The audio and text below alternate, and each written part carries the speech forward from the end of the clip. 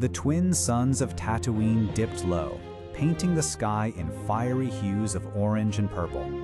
Against this iconic, desolate backdrop, a lone figure, cloaked against the harsh desert wind, cradled a tiny bundle.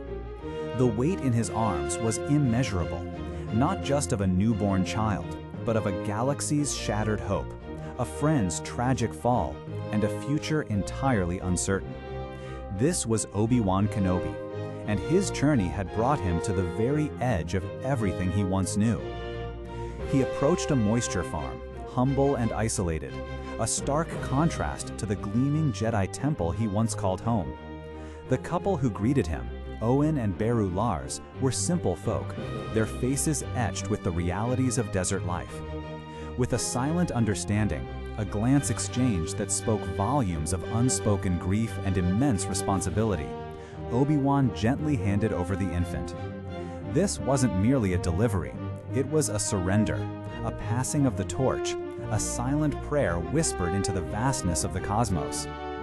As he relinquished the child, a complex tapestry of emotions crossed Obi-Wan's weary face.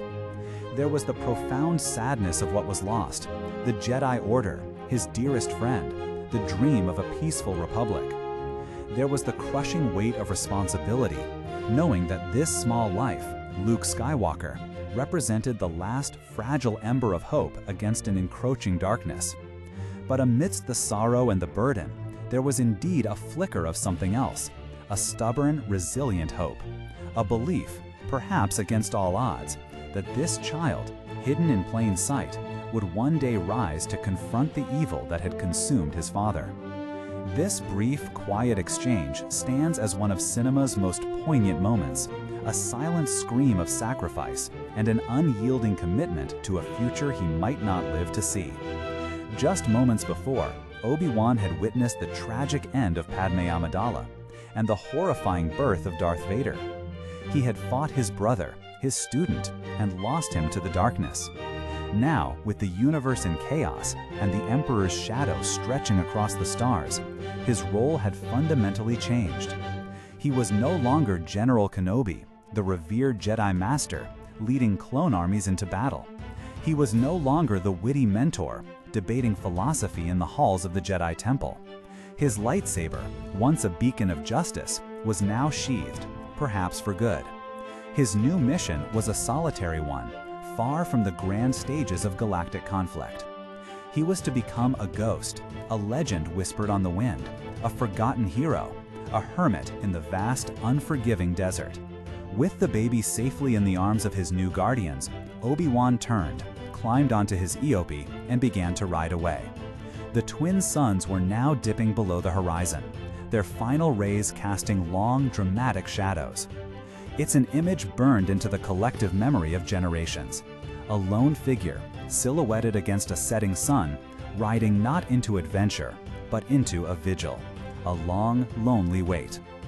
This ride into the Tatooine sunset wasn't just a visual flourish. It was the beginning of his true penance, his self-imposed exile.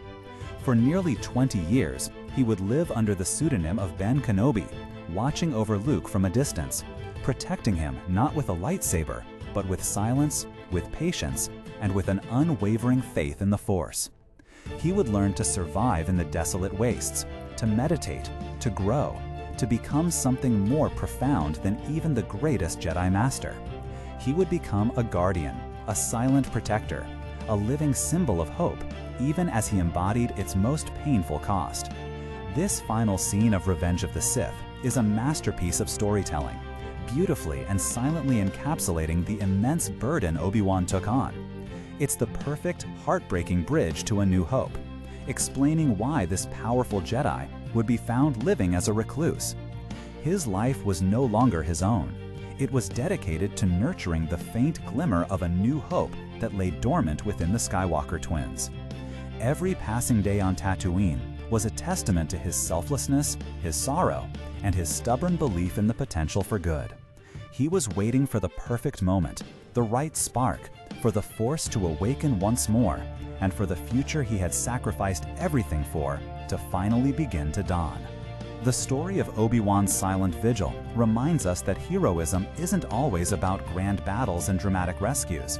Sometimes it's about enduring, about waiting, about holding on to hope in the darkest of times, even when all seems lost. It's about a quiet, profound sacrifice that allows a future to bloom years later under the warmth of twin suns. What are your thoughts on Obi-Wan's journey into exile? How does this scene resonate with you? And what emotions does it stir? Share your reflections and interpretations in the comments below. We'd love to hear your perspective on this truly iconic and poignant moment in the Star Wars saga.